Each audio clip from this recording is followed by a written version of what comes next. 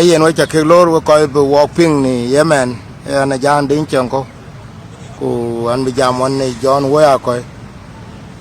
John ran ton ko ke kanisa ku ka to kan diar ji ko ku ko ne ye ko le ka pe ben wa ko de bu jir ku bu lewe ku bra lewe ya bi jam ne we ye ni nga ku ken ken ne ka bu tem ben wa jam ne de gi ay ke te dia ku ben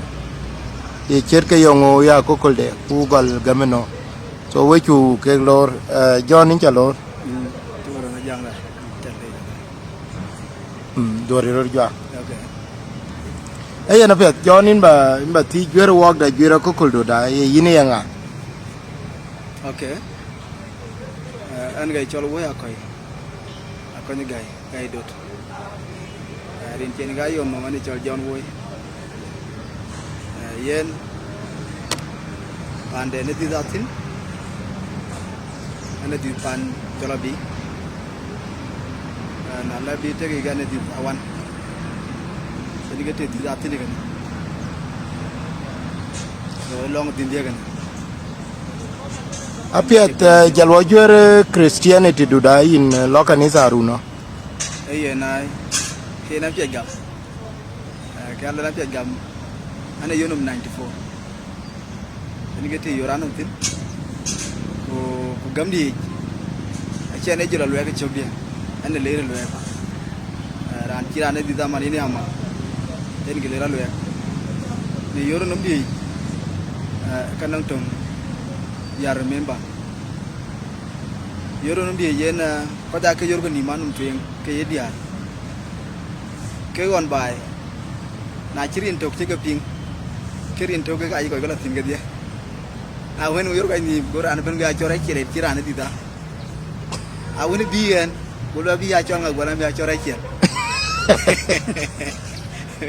yen ko da $20 ret ku jiran chol boler ya yang ya yen ke yoram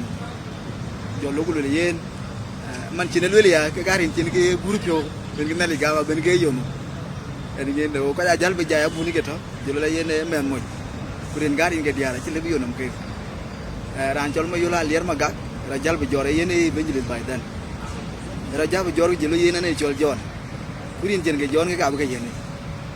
so rin ke jon ga jen ga jaw yonum ke ran chol ma yola lier ma gak yin ke kurin ke jaga lom arin ke ra chen ka ke jaga lom ma chan ran ban je te ke ra chen ko ban ke ra chen da so ayin ke ti ne ga men ke ne kam 94 yen ke ti yoranum apiat on chen yi jali ono me chabe jal beben yalude jal jinjal jal jola kono jwera on jinjal organize chabe tawde ke Christianity du jal ya grow chabe ba rum kedete man chan belo kan se ya andi jal mo dina chan man ma den du ke je tamana andi jaban mo kan se wai pe ko wai Sunday jo mo tina ya chan man ma de betul ga abun pe ga abun ke chir 2000 ani ke peri ran tel para nyako so ateu ga abun ke wo biya do wo biya ba kan sai kan ngen nawan kan dali sometime yen na kita benang kuir beni chol ga no kuidin chol ni so one ten ka de to kan sai jiten ya woi la dia kanisa na logu dia ko woi la gai ko logu nyir logu ngir en gen ko bogu jogo ko biwo awan kultuk ke kian jal beca pal ngir ko to grir yena ne toji ki cirga nga ko tati ko jela toy pan tiok dal la yen kor bala kor mañ la may la kor la beneti ki ci rolo tan dele yenan chanum romoran ran kene tindo ngere ga yawo ke mubit ayawo ke mubit ya ke yenan je ma ja chwaro bu kar go chuk na bay bay kan ji ben bay ku ya tay wokulo so wonji jale dombe na lo la ran ke ka ciran yi cira lo njiri betul ga to anyan ti lo ran ran ciri so na tu lagi tuan nongen ke bena tuan dan je biam je bena pewi so na biya ken temranian ko na ji jala la gala no ko wan ma de ni lokto so go ja lokto ani jala nim lek che benjiro ko lo ke benyu non ke kichirang kondom ke malaria ngo ani apati so awan kultuk bena pingarun kawan mata yang nang tang deh nak kasih on ciu ko cin, ini ke cengeng tail witi, cita cin ciu nginen medan matahari, kayu kan way,abo pinggirun, keran bobi ukai jalom kan say, ucolen, gua gam, bulu jorat jor guan mal jorat ada kue, bun cara jor kan, ini nak cien kerdit. So wanje kredit dine ci ca dama non ne wacce dine yinen ke dine bononga na karen buwan ma go num riera red because yena ne taban kutil wero tinero lo ci ga de ke yene jolam hil yeken nongen tan ngen o wa woni laptop ke wari ci belaga ci bulugo yen yimbe pial kule wadol na le wadol gola ko teliyo to buwan mata dom ci gule lono kanin gola kana ran jelden o wonti na dom ci ya kini gama chala o teji dil to ku coja te so uten on nya durun pin ken ge doy paj wene ni dongal o te tanan tabat bo paj bular tim ko kan tim aga to to ala ron nya dur ka walen bo dan ni lo baba ko jol doni ga bon di ko yo en ga re tim ko so bo tiji woy bola gulu taw di bola lañu pial gulu na ja pial ki ngil wak karda on ngi mana day pial ko ba boy wi Luang kanisa kan kat so uten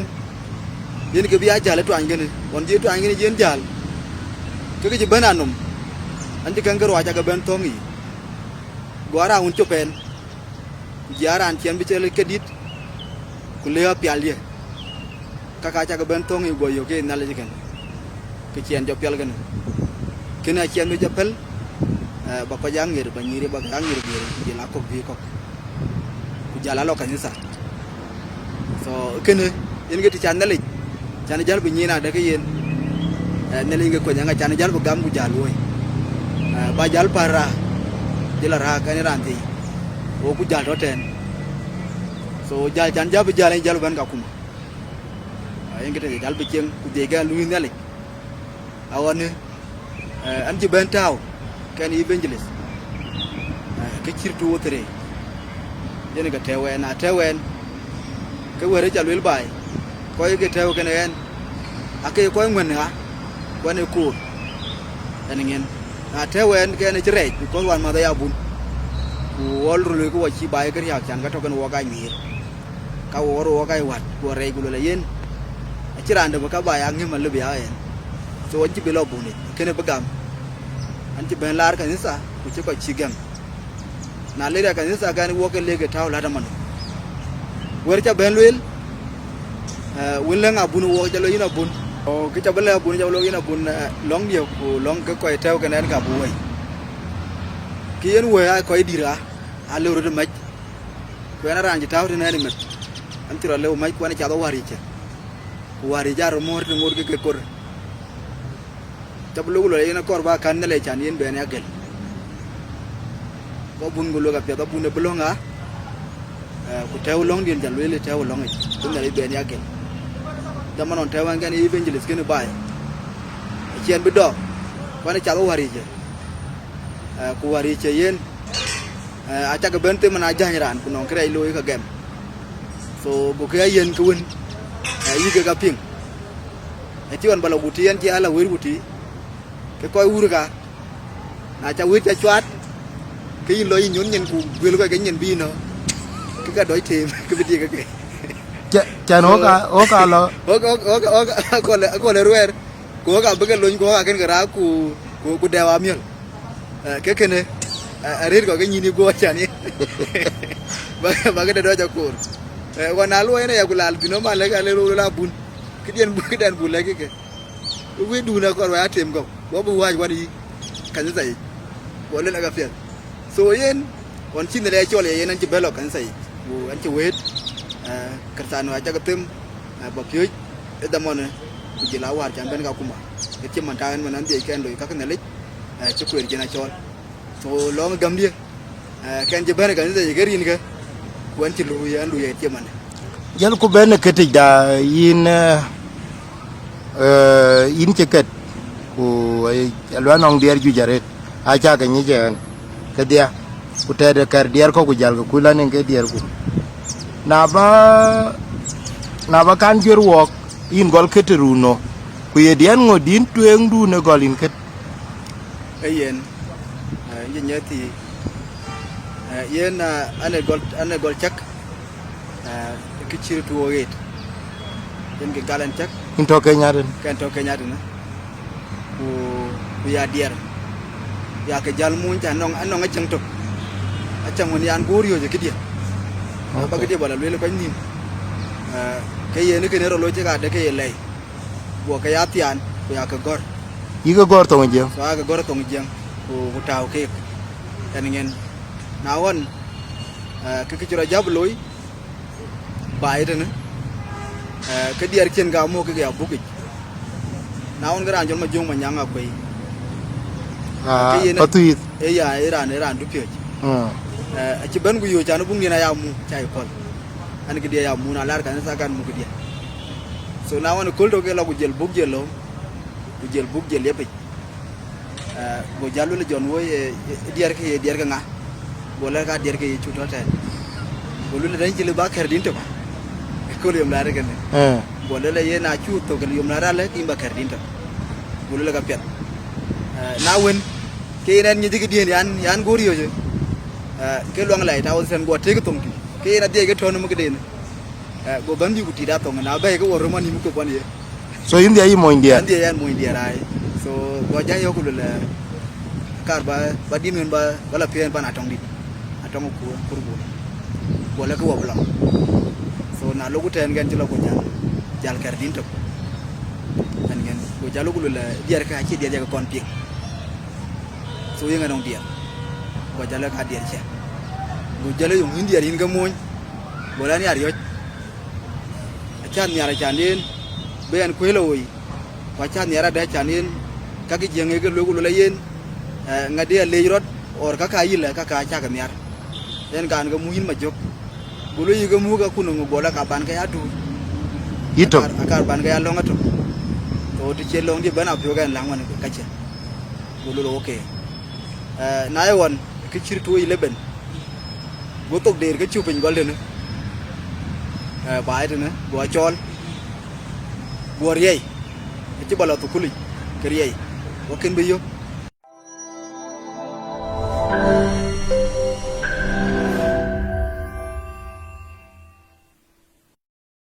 na tu 11 gan jela ban so bu ban mu jogo yo wan yin ma jong ma nya so wa jaban lo jogo lo na lo jadi ar ko jila u jegal loñ so dia jega jabra loñ ke ga chan ga jar blo ko jeriyo ko jele na di baye jele yena di baye ma jogo jele yen ci ko ba go yar yo because nele ya ñi yo ngoy ni yen ke dier ga ber ngandi ka yakir ber ka so yen ke ne ko ko yen ke roben loy yen ke jalbe ya chang dia ken so dier cha ke cha anong dier ko ya ke ker ayu ga nele pioñ ku kwere bi ke abene dir ya kirale ku belwele de yo ngucho ja bo chan ki chol dira che bana baj so ke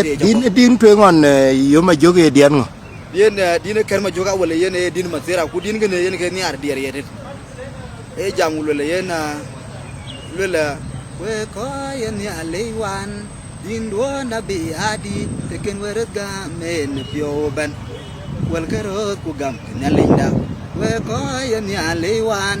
din do na be adi teken warga men yoban wal karos ku gam nyalinda so din ngene ngedina jakar ma jok ku diar ko ka ken ge keren so ajel ge biyon cho ge pin bare din ngene ka jatte ma chan ba keren so en ge din kar ma jok ne adine bi chopin dine belo yaay apiat men yong ke redin edin gene ke chol kid or benedict nang su de jone di tobo na chi bo si du jendo e ka bo ker sano jangem yen go wo ker sano wo jine le chu gam bu gam chi wona le gam chu gam da pyo o kin le gam pyo da ban wo ji pyo da so na len chu gam gene ayu ku marwa ko kana kin le kir dun kor kin doj bay ki le bajal ku ber ne le wan aja ba de kin lo gur ke le de kin lo do kene ka chi din ngene ka chen ban no ngen na de ke yen ko ne le wan din wona biya dit kin wo gam men pyo ban wal ke ku gam ne le nda chan ne le ku chara wel ku gam men ke din de pyo che dit no ngin ku ke dieng yo de ke yen ki te ye ban ba dieng ya to ke che bajal ku lo ko kene ka chen ban ya ye diar ngudun to man ye yo ke ye ko kera rer ko kuila ne din du ele jawle je kanyiche din ker ko to ir ku ko to ba lanu diar kon man chake ke nyamen te yen ga dai tine ir especially pan Australia ku jalan ko e din ngudun ker ko ku lanin aku ko ke te ne kan ze ke din du ay nai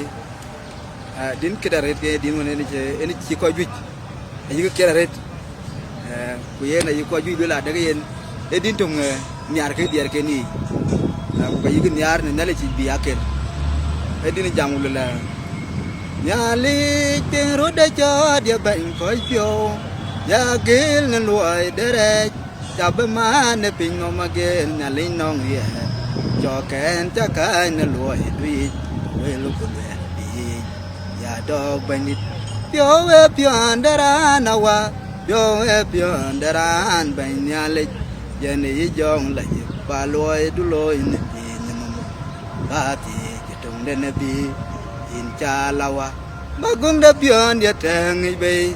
cha belui ke no ngum daran ne mo ge ya do bandit yo e pion daran na wa yo e pion daran banyale yene yong la ba loy du loy ne ba ti jitong le nabi nyo chen ye du ban ban tor wa jong ne pinum batiam jaman da mai ko eren ge jo ban yal ya do bandit pyo ndara wa pyo ndaran ban yal ye ne jong la ji ba loy du loy ne pi nyam ba ti jitong le nabi ya le ban de da dor cho jong de riu jong da đớt jong de nier cho ke cha ching ne apyo ba chen na te ko ne chen ko ba ya do bandit pyo ndara na wa pyo ndaran ba nyale ya ne jong la ji ba loy du loy ne bi nyam ba ti jong de ne bi ti ya liep lem ban wel ku wel cho nya liep chi saya manon che wel kulwel koy kun yaro jat be ne yendo aye ke pe ngawa baba ya do bandit pyo ndaran wa pyo ndaran banyale yene jong la je ba loy du loy ne bi nyamam ba ti je tong de ne bi yene din gene yene ke din le balo yina jak ku diar ko ka nyi ke aban ga tri de ga kera le ku din gene yene ke din tung won ayi ker sanoi ayi ke nya ne ke pyot biran ke bi aker ku ka iran ke ayi nyina daga yen anan welu ke ye ni chak na din yene din gene cha 2014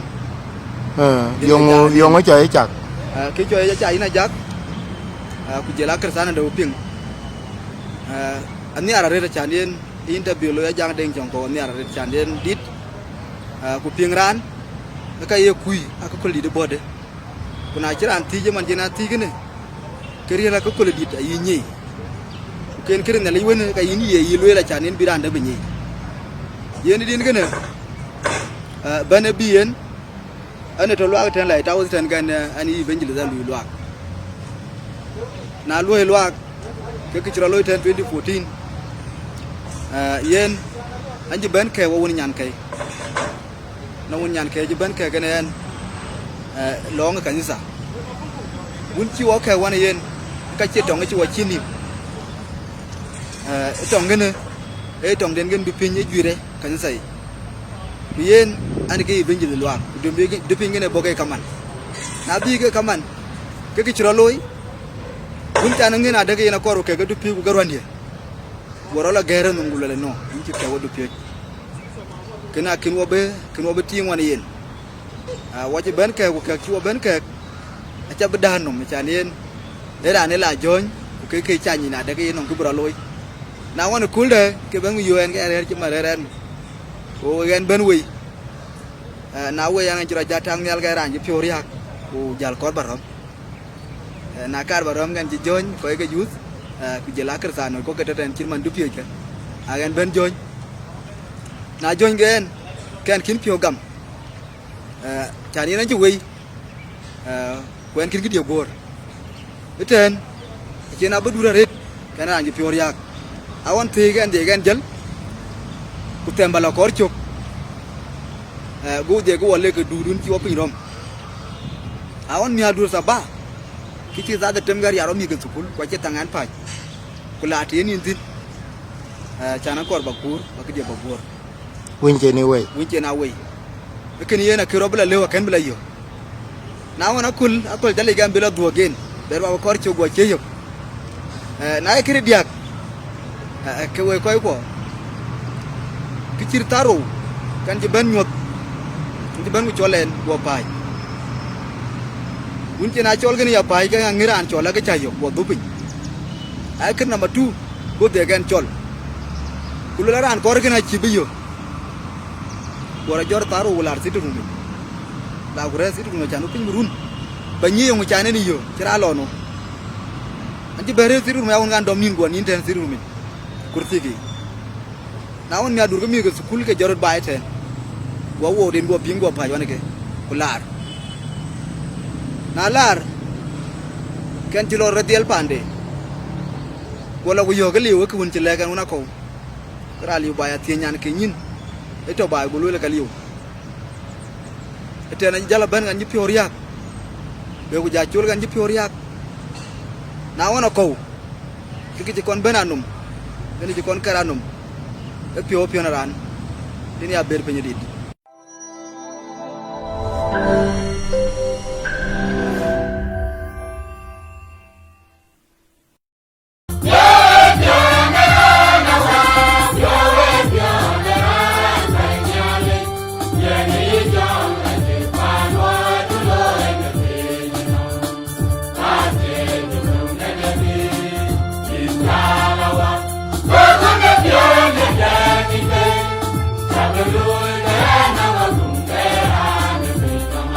ke jola war en ngeen wara jor gu pay gu lew nur kan ngeen ko reer ba wara jor le nonor yo mu yire wala ka cin gada awun ngan be dupin bernin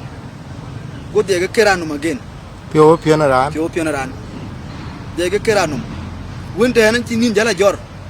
wo jal gu horre ni ten kan ngeen ga ran kiraran pio wara war gola bar way pin en ngeen a wara ja jor re mu jela goñ ni det yen gora jajor en ngeen so ten jara jajor ten gora jajor bu jal ci situ rumi gon ya resin la wu jadi jagar pe nya ber ngeen kan ngeen bu jala do be bu jal taj jal nin awon mi adur ko wacce ke ciol abun na ciol wa abun la ku jiem gën wok wana ñaan kay kay doon ya kay da wana yen kan ngeen o guler gulul yen yin woya ci ngi calo yin kin won ñaan ko ya kan ja ay won ñaan ko ya ci ja parce que cin jaal ba won ñaan ko ya ba ala kor ciok ini du pioj ini ra ngon loy war ne lay kina ya wati no ngin ke ko na men ñaan ku yu ke ran pioje ci to bu bala kor ciok dilu le kina ci ani ñoj fay ke diak bola ka ca gama bun an ngeen ko jelo ka ci tam da bera loy anji jalo gan dir gede wo kristan wo jan yen luron ci bana wul lu le yena ga ci bi yoran kor ku jela pio ran di keren bola gan dir gede ci bana yu won ñaan kay bu ca kan an ngeen pal pin gon ci tum ñoj ku ke ñoja da ku ca ber ka nga jan yen na ci an ca wey ku non gi ci ban ka cin gi ci wo kan ni won yene mel ñaan kay kena ca upol na won jadi jela ban kano nyan tin to baadin jol yaratem yene nyana dio ke ki ciro loy no ngen on jel dit ban no ngen be jala keren din ngena e biya ban nyoti ge yaratem te no ngen ku jol ku dit do ker ki wadi do ker loy ko worer pem num non ko ne jol pem on do pan je ke tiere rap so ke on yar keret pem on tiere rap yene ga yi wok rer no nyoti ku jol dit jo kera to ku dit do ker do wan ye na pa jala ken yu yaratem gali kan ngeen kene bo ñina na daga yen ran ay youth ina lej bu ban ngi ke yerol bo dit bo gar pinyi ban aga dit pinyi ban ke di da jalum ke dielal bana dur because yen ano nga chang kor na li bu pyo yen because yen an jina le gam an du pyo ani benji di luak ka ke ban go adu pyo ku yi benjilis ina ran bi ko inki ran cho ko ro so kene yen a chin le di bla bay pio pio rana chan yen bena wet chan yen na no ngi chiran cha lo yin kan sai e kan nyik ran ken ana daga yen yin na le chin ba pio bena ngi nyi ba pio bin dali ba gamba da che ba pio e tam chan yen ba tai to woni so kina chan dit bulum ke din dia kon chan bulum ke din dia ku cha dit cha lo nyan la na kuru ku lo ndier kok ku cha dit cha lo pen kan ngen ko dit go lo eret ku ya chul kiranum ban nin to ban o ko ka kiranum dan ngeen awan kultuk ken je jal la ko lo ndier ko lo nyen dit dina jam ni ke pideran so wona ko ke dit jela lu heret ku yara temi jam lu woyo ngi dit pen inom anum to no yara temi ke je jalo ko lo nimili aliu dan ngeen ayo lo ngi dit pen gam dit ken ngeen ke kene Bota hop yoga agak cadi calon, because yen nangen wilto di ga wilche. Acha ni ma daga non kertano da. bela nyar Le bela nyar. Kan ngien go di go pe. Dia di dia ker awan ki yara dem ci lulia. Ku ngien ge ran di ngien mude. Kan ngien on nya dur. Bolle don parangu la dot. Do le bolle kan on dinton. Go di lu ket. Go di go ken. Di da kin bi chol. ha Immediately di da be depuis jaw ban ku lo ndit. Piye dit ku loñ so nge bani alo dit bi gene so lo ndi du no dit alo nye 2014 ni ten okay yen nga chendi bi loñ ten ay ya so nga chendi bi loñ so nge luñi dit gene so dit da chak ten 2014 ni nga bi dit ku yen lo nye tin so ku piye na rus ku piye na kuru ku na kuru ku la di ler bi okay ya ay rapot ye dian ngode ye ting man ke din to ke ni ko ji ya okay yen anong din to din ni ko jada ana din jangul la nyali wa madol in jaran nyor wang nen yer en gachin wendu toy wa ke en ye daran ban wo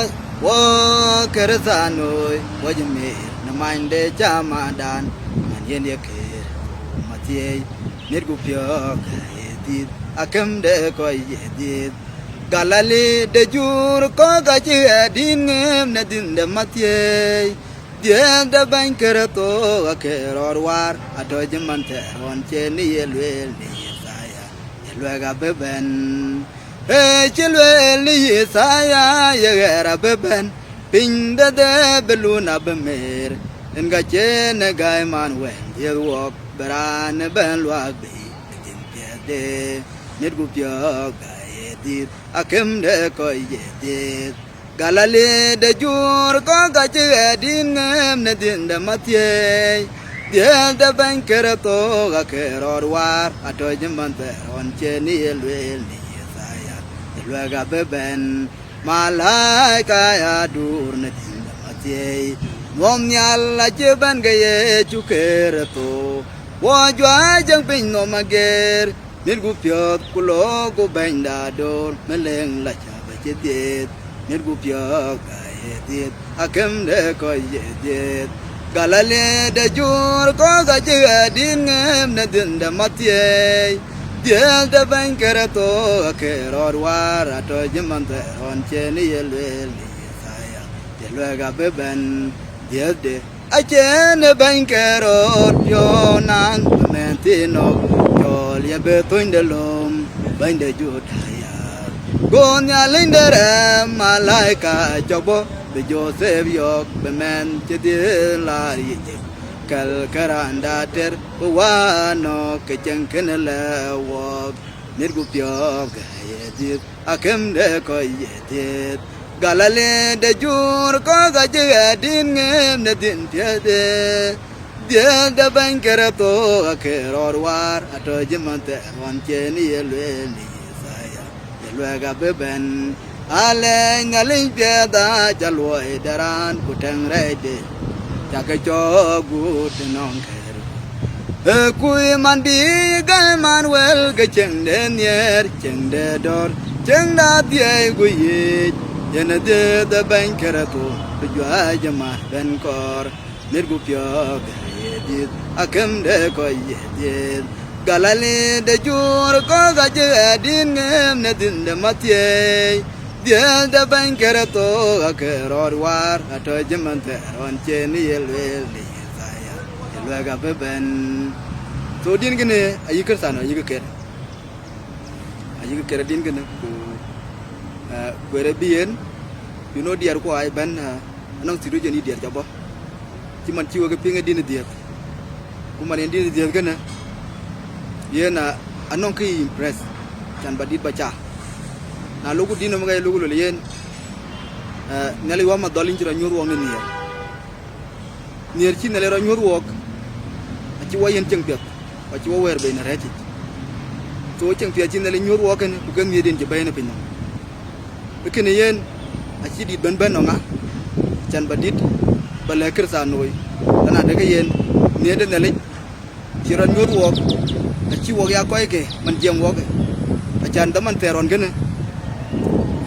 ku ci nier ne le ku ci wer cin wa war wo ben mat bu ya koy tok bu ya ceng tok ku buk tok ya loy ci mana daga yana dur ku or ciat ku karer ku ka worer ku way koy garan tok col ne le ku ye ceng teron gene kanong jong dane yu dor cal mit pen ka cin ngana daga le ben der wana koy ko ken ga goran guru cok canin ke jong ya dor bara cin nelik ci ban ni de ku ci wo wer be ken ga yicu ka kere njang lol yen alle nalin pieda ka loy daran ku tang rede ta ke cok buti non kerot e kuy man bi gay manuel ke ceng de dor ceng de nier ceng da tie ku yi yen bi ban keroto ku jwa ci mar ben kor so wo ke ci mar wo ci ka bay bay so ceng gene mane yen ale ku bulej acan yen ceng cinga yang ga men ken ne kersano yi so kene ga ci di ban ngen ku bale kersano nong din de cha chak ke bian pir to pin no men yang yong pin ko ku ya la ka un loi rut gom ku ngo ka un loi rut ka che man ka loi pa ne jino sudah nong din kiri kan to ke ya din to din wen to wo ku wai kersano yi can yen you know what ban kersano yi or what ban naleji way jal bu jok chanin ki chol jok awa ka lup chuk wa ka jok la kor so din gene yen ga to e jangul la yalin je wayen bir yalin je pintenom yin jugule nyale wada na kaidu man che wo war wa che po na mo de dara kun wo che wa ne ker to matie do ke jog belo chok ba ke ne ger chun de we bay meleng nong rier yen ke ban pan ya lu pin no mager e yin ban da ker to yin ka che adam ter cho to no wo pyot ku yin je pir yin adem jot che man chi ro jot bay rang yin chirir ka dia wor nyen ban da ye chu wo che po na mo de dara kun wo che wa ne ker to matie do ke jog belo chok ba ke ne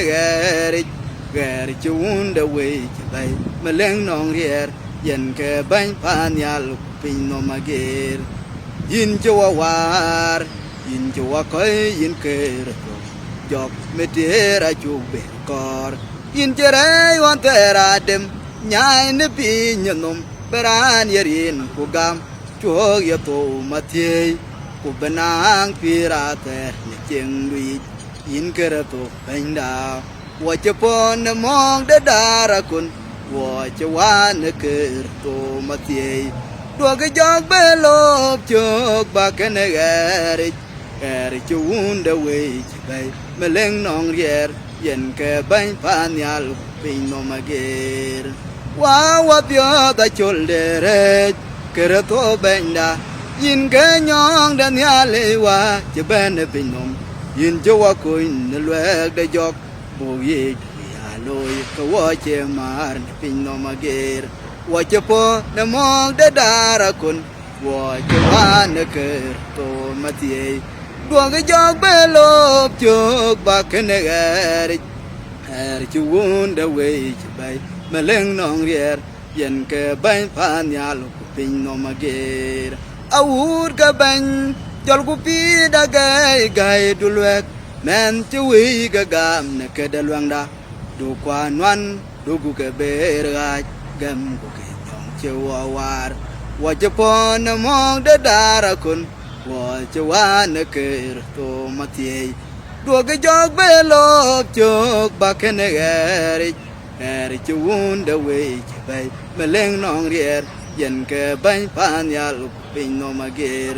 nia dit cha nyon ne pin nom chok ta ne pyo kwai ban matie bu ku chil ne ne dui ner chirar gam ba we ko pir leng di da wa che pon mong da dara kun wa che wa ne ker to matie do ga jog belop chok ba ken eri chu un da we che bay meleng nong rier yen ke ban pan yal pin no mager ba yu go dur yu go ban da dor che man yen ye dor nyal na malaikai ke yel to pin da nom on yin ye ne ban yal le ke chen jo dai tiam gai wo war e wa tel bay hallelujah wa che pon mo de dara kun wa che wa ne ker to matie do ga jog belop chok ba ken eri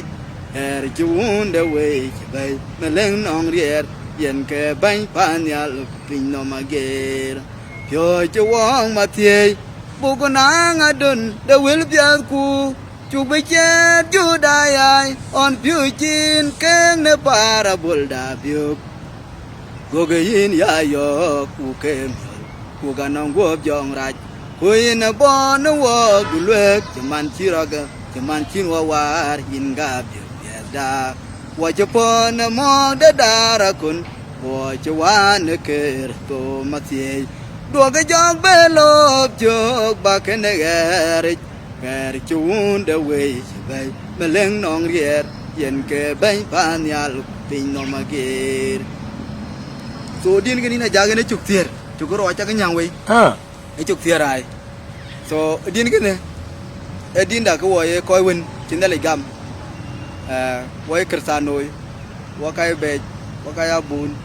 wo kai benjili ti man jamen wo kai kersano chin da le gam de ku dag de pyo to ga no wok ayu wong na liwan ku ber ku jal bu balangi mu kawin yu go yu ke libi wodoy kun wan gun na le man jira gam no wok ci wonda gam to ku ke yena no ga jiwin ci ke lewana daga yen te gam hinen ki mbi pir pe da bayo te gam hinen ke ki yiti je bana baya yundirin ke kaka yu wo ga pyoda ber ku do chen so ekene ye nga ci din nga chen bu ban ban chan yen bele kersano na daga yen do ko jog be lop chok bakene ere ci wunda we ci bay so na non kwan wan kan wan ke du ko ber jarum ti yinu ko yen ne man jira gam no wok e na pe din jon in ci jam ka woni ne ka dutin ku penya wara to man jam woni yin ko ja jam ko jam men te pa ne na hir jam ko ja non ko tit ko nang ne vi jut to ke bo men yen nge ke jam ke ran jam ului yen an ko cho dem ko an ko loy de ku ka ke bana yiting men ke gam mat lo ke che luor ka ne ka na ye ben oi men nang ko yo chimana de yen ka wa de ka gamter a ke piat ko e din du ne tok yine le ko du chien yen le ye mio je de televine ko lek bi yen le ye mio je de ku ki yu lo kor te nang ja or ko jam yi ke ko de cha dem yo ye ting tin ấy là những nhớ thì là giống đó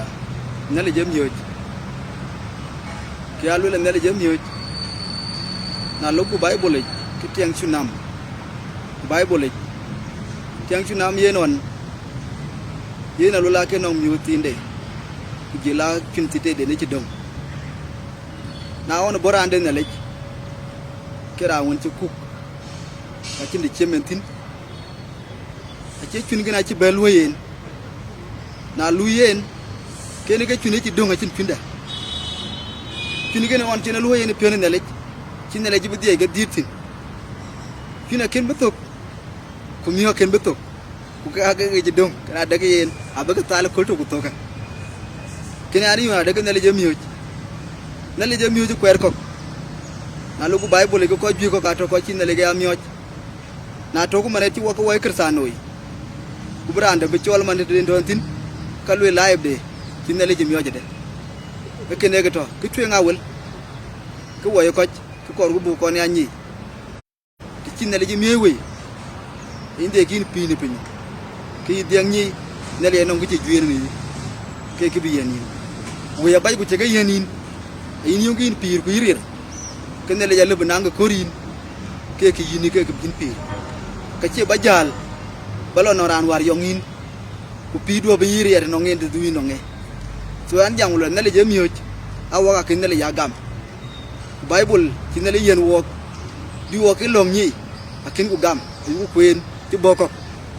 woni wo ko la sukuli or yu kuen ti boko ji ka tom goro ko ko akin ku ya taw pidai ban nele je ko ko ina jak ko we ko dier chaman ti ni yongo pie yongo ya ko korba pie ko che diere lobby cho ka tiere ya ku diere ka ker yen nga dinde la loma la belum ke dinde yung ya ko korba pie ko aye nai kito ki yu korbu pie ko ke ko na yin rot dida chiri bible dida ikon pingi ni rana biye bi kirtano bi jala ping yen ke choko bible ko ne warat ba kon nyi ku ba kon gam ku pidu bu kon war ku jila wer kirtano ya le ka cin kilo lwel ke bible ci rot ping ku ka cin gelle ko bana ja yelum ku kon werat ku jila wer kirtano wi ke bible nongu gir irani yen ke choko dit ku way koy won nong dier yu ko gam dide ko na ku du kin ran ine biye ku bi kirtano do bi jala lom because dide we kala dide pire pingum Quran ye banya chito kene ko to ina jak so yen ani yo daga yen na yidi dita ku ket ku lo related gene pire ne lech ke kina non ko were pidui because yen ko jam ku ko la doni mi ne lech bi yin cheja te we bi yin cheja takok so ka ka yen ko mon nim ne lech ban ne lech ban yin daga yen anon ki bay so kina ani yo daga yen didi ne ko war kana man jam en ko de we ke yedi ri ga ker ku ga cinyi na daga yen jol jon woy tek de anong din dun ke dine cinali yen na no rande no ngi weldi no nge ne kini ne ker da ye to pio to kan ye ku non din ker ke din ne cinali me yen ga lebu war pide be ger pio din to ye nyetak so ken ani yo daga yen ko way koy won cinali ga me dier ayana yo di da non ke ye wel pirane yen me na jel ni jitok in cinali yen te tang du nin ta ke ye dian ngo du nin du ri tok yi long ito ye dian ngo when why yen dier an ga long din adier karo ene din won jolo pio ran din gene a ci live dia kenan woy a ci guter ko woni ne jak kula jala la kan tuci wala ki ko la bananum e pio ran din gene ya long tok din number 2 e din ba kerala din e pej ban war e pen ti war ci lo ku ga ba diel banya kete chan yen din gene akuyu kaj akene loñ e loñ so din gene yena ba kerala din gana ya nduro chan ga nduro yen because yen jok kui ko je bende ku rin bana chirana chinji elo le banga chalu chuke bade benera so dier ke kero wayan ke dur lo twing daket e na ba liu bu ba liu ngadi puni jene ba ker puni chanien so ye kan garpin ay garpinya ay chan wara ci dipi ci ben garpin pa chi la chopin ko ci chopin okay so din gene ñaareel ba ker bi ker tanoi bi pinga de ye chuk de e chuk de tem okay ya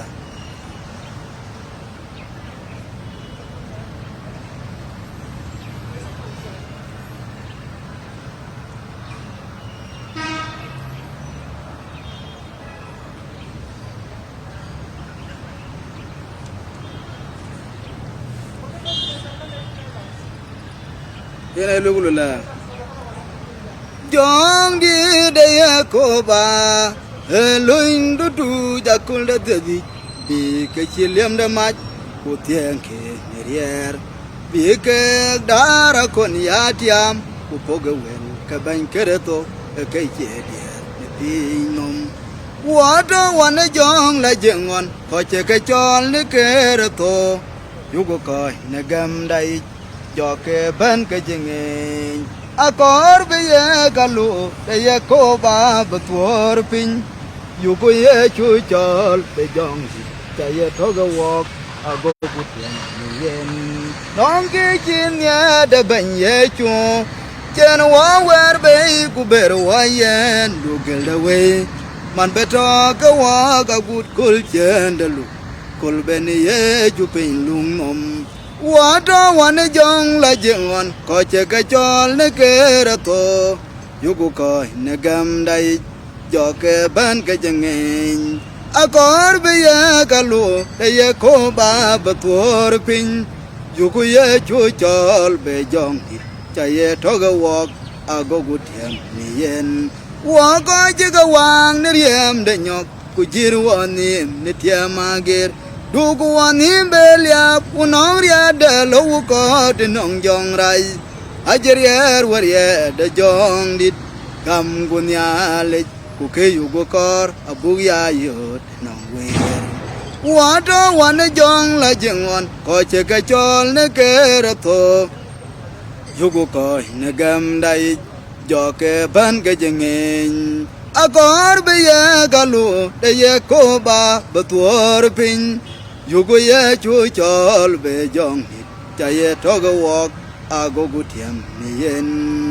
du ku wel ke ye ko ba ye pyo chi pyo kwa cho gu jong la jing de ban nya le chong nyu ne wo pyo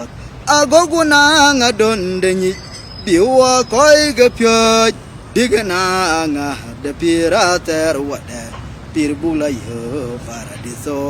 wato wan jong la jengon ko che ke chol ne kerato yugo ko ne gam dai jo ke ban ke jengen akor be ye galu de ye ko ba btuor pin yugo ye chu chol be jong dit cha ye to go walk ago gutiem ni yen yu ko long lut ker sa noi chol go jong de ye ko ba bu wa ya we bawaya dang na dol ge heri du ku jong dit ye koy mai ye ne ke du gel ne tin no mager wato wan jong la jengon ko che ke chol ne ke rato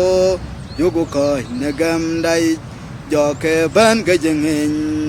akor be ye galu de ye ko ba btuor pin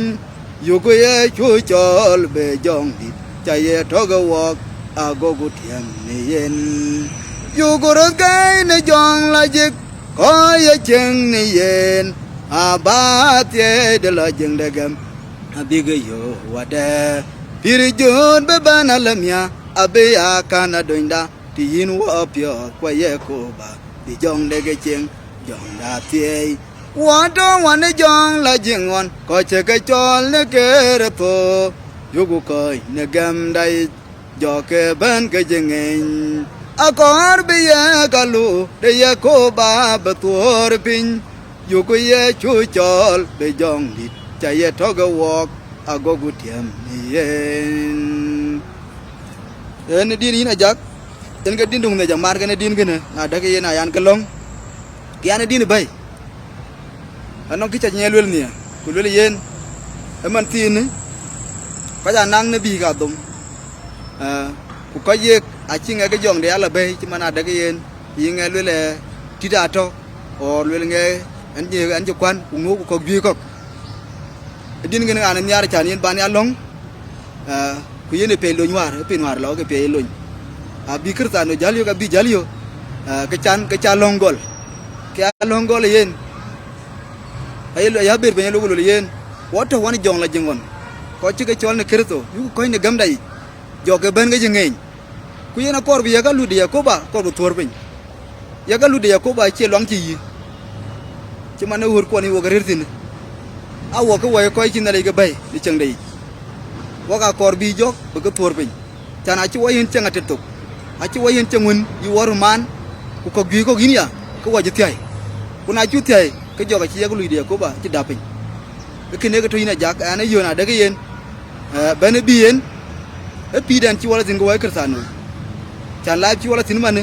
a ci pirun ci nga ba nga ga men ken e pirun ci nga ya nga ga rode a ci le men ku dune ci ga yiwar ka ca yu man go man ku jela ko ju ko yin ya so kene ayane yona daga yen e bononga kana daga yen ban ya piun ku bi kersano de cien ping nya dia piun ina daga yen bi nyi ana daga jok a ci bani ya galu de ya ko bay ku ko ye banya ko ci man den ku jela ko ko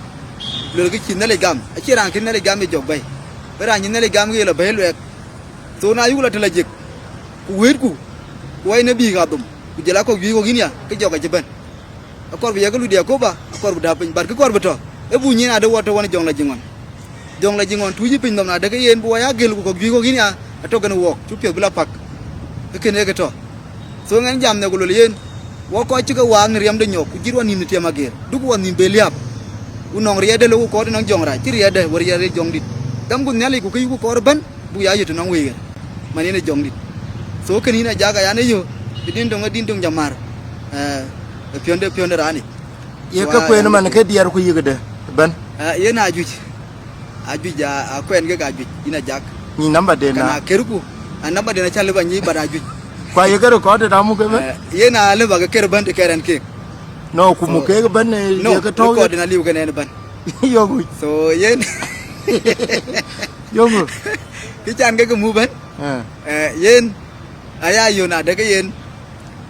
kirsana ngeo bial de lo nga badinen le mu abla mu ku dinen ba mu aba mu ci mané der cin mo ga mané a mo ke ku kayan ga piyon ku kirsana de blo ko ngo ken ko ku mo ke ku piyon ke ci ga gurma ni ni su mane ka ni za ka gur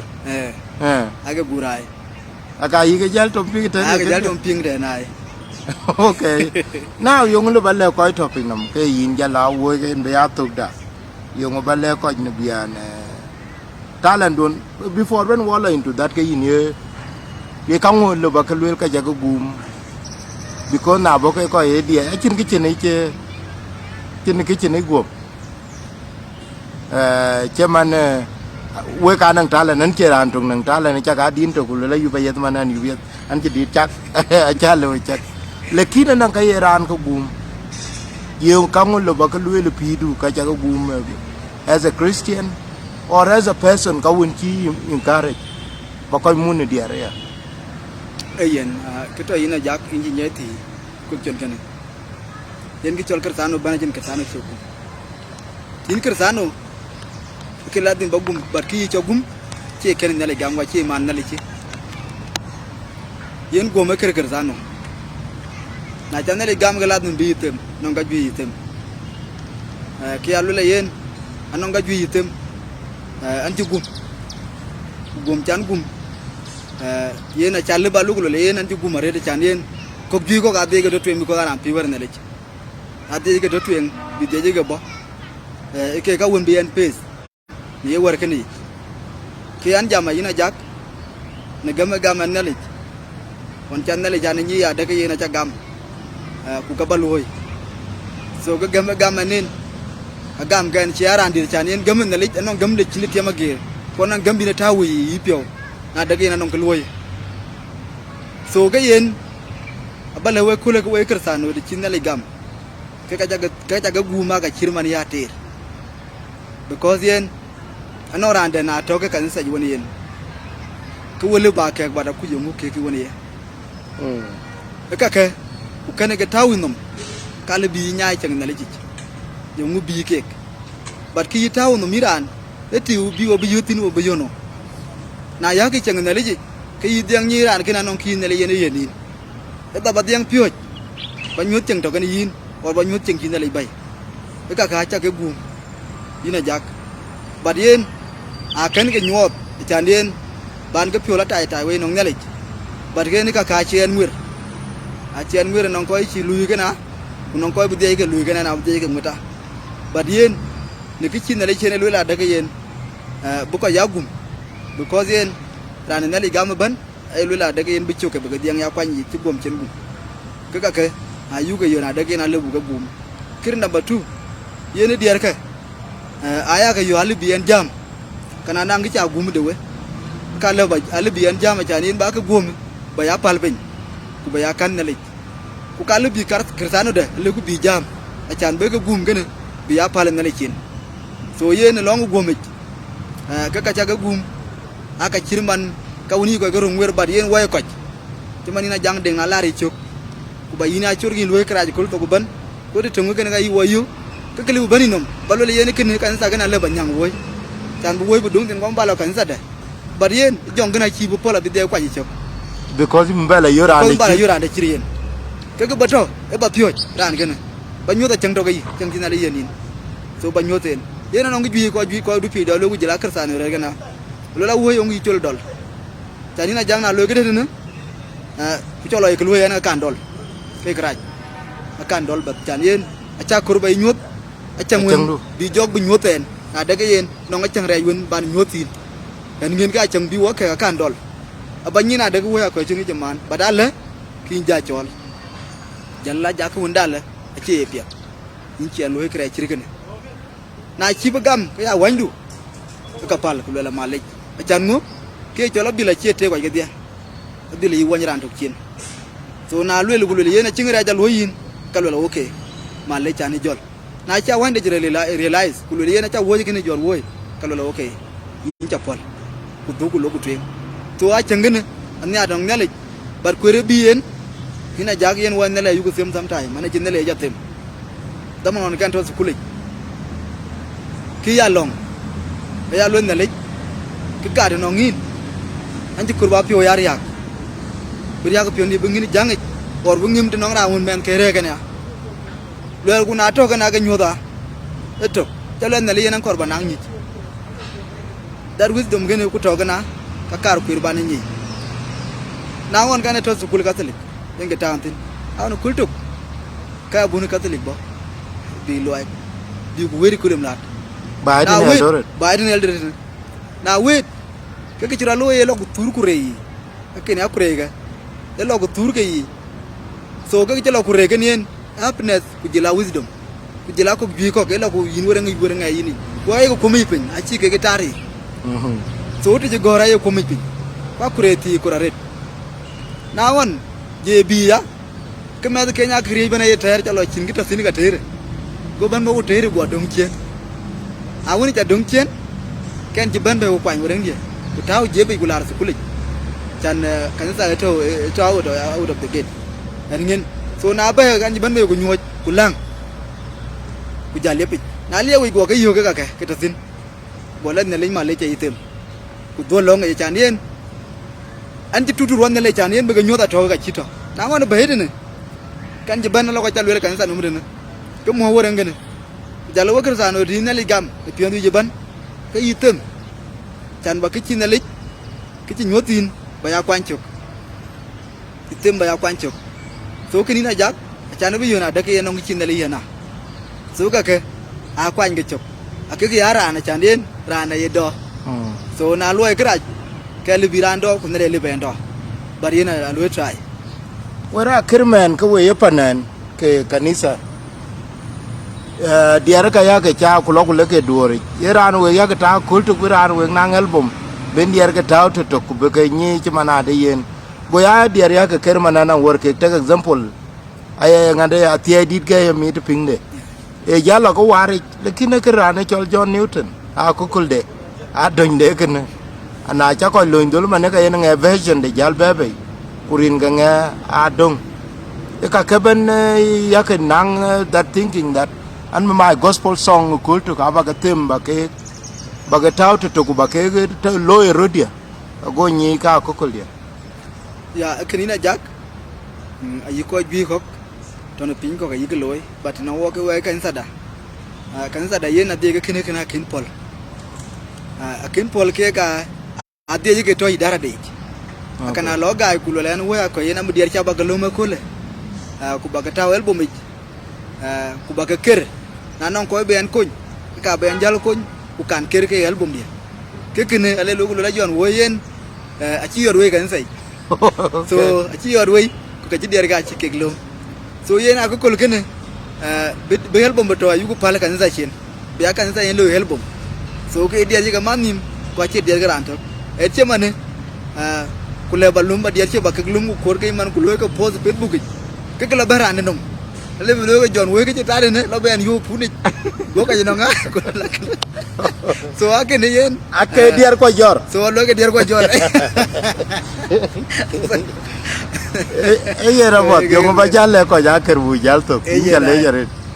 yen ga ke balwel aker kitu nga wel enne ni de pan yal ga jalle tan gan le la sia ke yen cha jang de ngi ci program na daga yen ko wo ba ki ci ri ci loy bu loy akirot belle wa chan yen ka ko ko wayo ko ka kan le a ci ro taw den anong riang ci ben no nga jak won wala ne nyin bi jal so kene ci kida ci baraji ku de ga nyena daga yen na lañ man no nga juir abu de ga lo ci man ko ci wo ben kena le jan na le ci wala gel kristano ko to anto ga gatin ku jela wo wona jang de nga wacci yo ko le le jan na de ken kir number 2 a jang man ci time de ci gam chan be kene bloy ku bero gam woni UN ku le yen ku buloy ke kadi ngeen ku ke eliu no nga bad yen won ci ne ta gene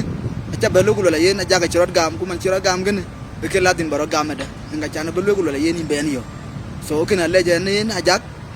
bina li be yonga mu da ya da wo koy ko ke le balwel ke ciol mu nga ko la redi bara no ran ci kene ci ta ku be loy ke ko bi ya loy yen ko bi ya le wera lej cana le jari rer ko le kini nga yugu yen na lej yen ga yow da no na lej riu da no nga jaga lej to ina jang den ke le bale kini ci lej ku jela ko kin lej ko leje ya tiye ko na jirana pio pol na me bulu inja le chokron ngadi ke yen a tiye gene to wa tiye da bu kwet tiye kwet timio so myung ye to gene e kwet to wa tiye den gena bu kwet ngin ku ga bi yigel ke le balwel to we kristano to anto we gatin wodiya yen dugu ne le pal na len ju gam gene ci joga chin yar to na non ga ju yo ga yugi yo ndu ka yugi ye kan sai ka yugi ye kan tanu ke yen chol ngale dugu nale dugu pal taw ko nale taw ko tuyen gene ko ndaga ko kanga dia bu ka yati am so ko bale we bu nale morir yen ge kala bale we so nga wadina kare kini na jamde e no chu kale ko ke pingra ne to te ne John wo ya ko ku wa bi jal ben yo ka ko kulde ko ke piadare te kre lai jan cha yo ke kol ko la e chira loy runwar ku nale ye ka ke juir dolle en ge che wo ka be loy ayen ne na ka